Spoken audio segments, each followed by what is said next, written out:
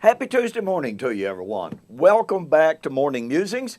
My name is Don K. Preston. I am the president of Preterist Research Institute of Ardmore, Oklahoma. Listen, thank you so very much for all of the private feedback on this series that we're doing on 1 Corinthians 15, and especially these word studies.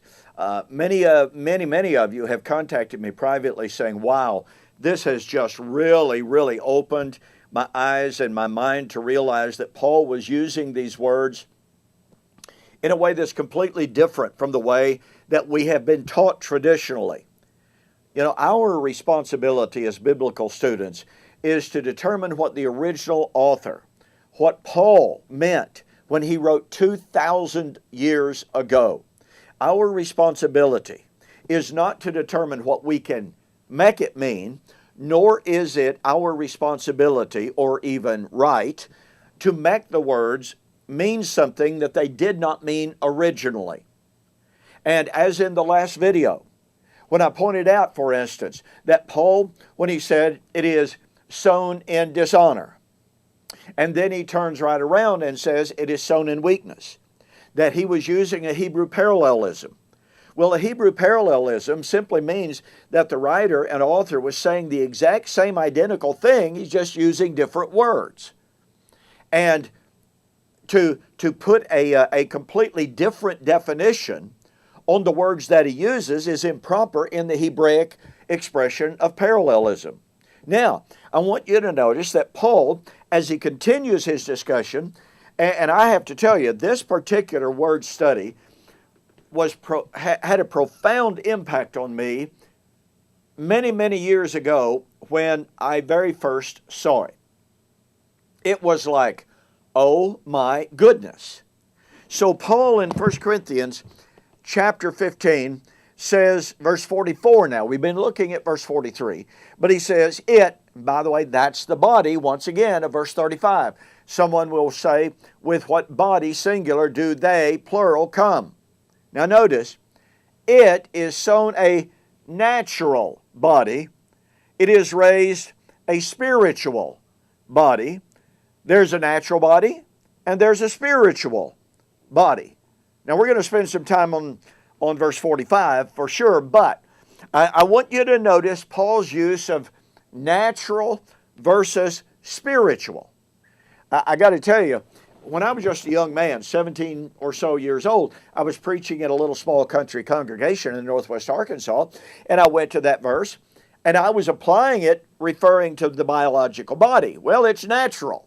Physical, but it will be spiritual.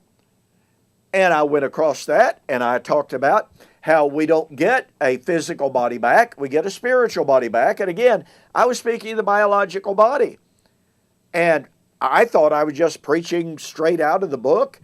And after the service, one of the elders from that congregation came up to me and said, young man, if you ever preach that again, you will not be allowed to come back. And I said, what did I say? He said, you were teaching that we do not get a physical resurrection. I said, well, yes, sir, but that's what it says there in verse 44. It's sown natural, it's raised spiritual. He said, I'm telling you, if you preach it like that again, you will not be allowed back. It will be a physical resurrection, a physical body. I was absolutely stunned. Now, mind you, I had no concept whatsoever of preterism. I thought I understood what natural was, but I didn't. So years later, as I began to investigate the meaning of natural versus spiritual, I was absolutely blown away. The word natural that Paul uses here is psychikos. The word spiritual is pneumatikos. Now, how does Paul use those words right here in 1 Corinthians 15, or 1 Corinthians? Well, in 1 Corinthians chapter 2, Paul says the natural man does not or cannot receive the things of God, for they are foolishness to him. Wait a minute. The natural man, psychikon, are you talking about man biologically? Are you just talking about man in the flesh? Well, if that's what you're going to say, then you have Paul saying a man in the physical body cannot receive the things of God because they're foolishness to him. That is not Paul's point. Paul in 1 Corinthians chapter 15, and I'm going to flip over there. I want you to catch the power of what Paul is saying in 1 Corinthians 15. He says in verse 11, and he's talking literally about the apostles and what had been revealed to them, but nonetheless he says, what man knows the things of God except the spirit of the man which is in him? Even so no one knows the things of God except the Spirit of God. Now we have received, and again he's speaking about the apostles being given direct revelation from the Holy Spirit. We have received not the spirit of the world, but the Spirit who is from God, that we might know the things that have been freely given to us of God. Notice not knowing versus knowing. Those things we also speak, not in the words which, in man's wisdom, which man's wisdom teaches, but which the Holy Spirit teaches, comparing, watch this, spiritual things, pneumatikos, spiritual things with spiritual. But the natural man, psychikon, does not receive the things of the Spirit of God, for they are foolishness to him. Neither can he know them, because they are spiritually, pneumatikon, discerned. Do you see that Paul is absolutely not referring to a biological body? And oh, by the way, in 1 Corinthians chapter 3, Paul says, now I could not speak to you as to spiritual, pneumatikos, people, but as to carnal, sarkikos, fleshly. Oh yeah, we're going to have something to say about that, aren't we? But I hope you can see here. And look, when we come to this word, psychikos, carnal, natural, James uses it in James chapter 3, verse 15 and 16. Brethren, do not strive against each other with a mind full of envy and jealousy, because this wisdom does not come from above, but it is earthly. Well, there's another word we got to look at. Earthly, sensuous, sensual, psychikos, and devilish. James is using the identical word. This is how Paul and James use the word. Pneumatikos, spiritual man, is not a man in a non-biological body. Psychikos, the natural man, is not a man in a physical body. Now notice this. Paul says the natural man cannot receive the things of God. Look at what he said in Romans chapter 8, 9, and 11. Those who are in the flesh cannot please God.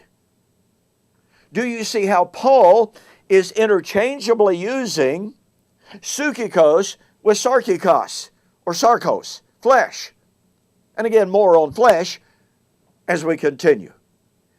But once again, folks, we are dealing here with words that have a moral element, that are focused on a life, a realm, a sphere that is opposed to God. The natural man is man opposed to God. A man living like he wants to. A man living as if he were God.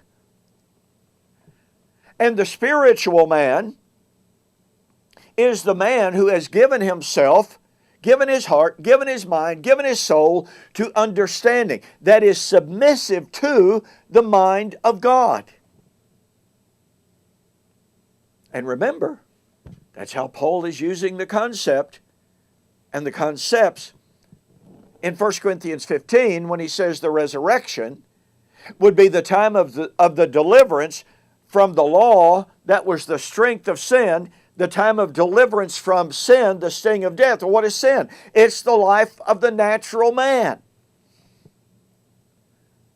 These are powerful concepts, once again, that are absolutely not focused on, not centered on biological substance, but rather stance before God. Oh boy, we've got more, because after all, Paul talks about the first man, Adam, was earthy.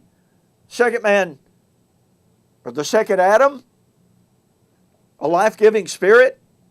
He is of heaven.